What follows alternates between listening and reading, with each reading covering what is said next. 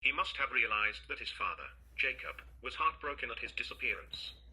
It speaks volumes that after Joseph was elevated to prime minister, he did nothing to inform his father of his whereabouts for 9 years. All through the 7 years of plenty, Joseph remained hidden. In the first year of the famine, his brothers came to buy grain, but he still did not reveal himself to them. Not until the second year of the famine, 9 years after his elevation, did Joseph reveal his identity to them. His silence was an act of faith. Such faith and patience can only be explained by spiritual maturity. When Joseph was yet in the prison before being elevated to Prime Minister of Egypt, God taught him the principles of faith.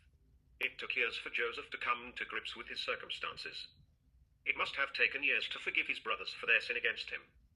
It must have taken quite some time to forgive God for allowing all this evil to happen to him.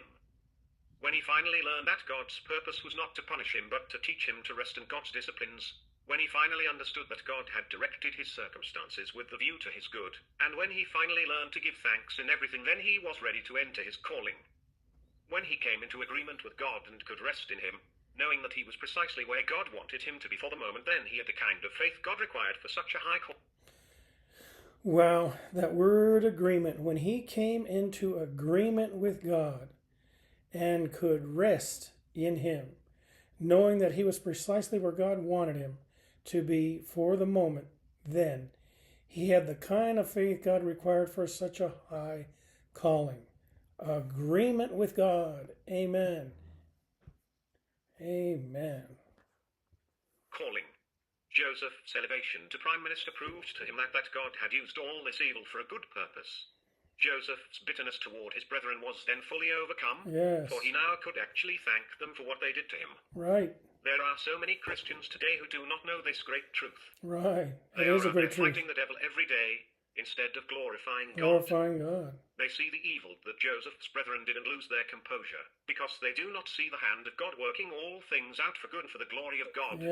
They view Satan as the creator of evil in the world, without recognizing that all of God's adversaries are his servants, sent to execute judgments and perfect the elect.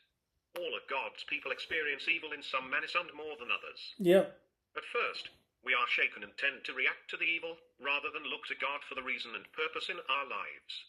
While we are yet spiritually young, we do not see the hand of God in evil things, and so we fight the evildoers, or Satan.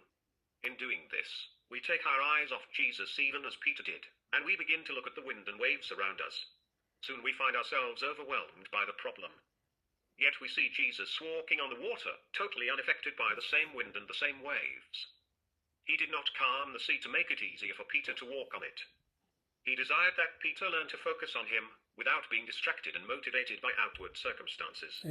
Focusing upon the evil around us only makes us bitter, because we soon find that there is always more evil than we can overcome. The key to eradicating all bitterness from the heart is to understand the purpose of evil and to know why God had brought it into our lives. Only when we have seen God's good purpose will all bitterness melt away. Without an experiential knowledge of how God works everything out for their good, Christians today cannot truly enter God's rest. They cannot truly give thanks to God in everything if they still view their difficult circumstances as a curse from Satan. They will remain in their own prison until they learn how to declare the Jubilee and make its principles a way of life. Well, I mean, this paragraph is so full.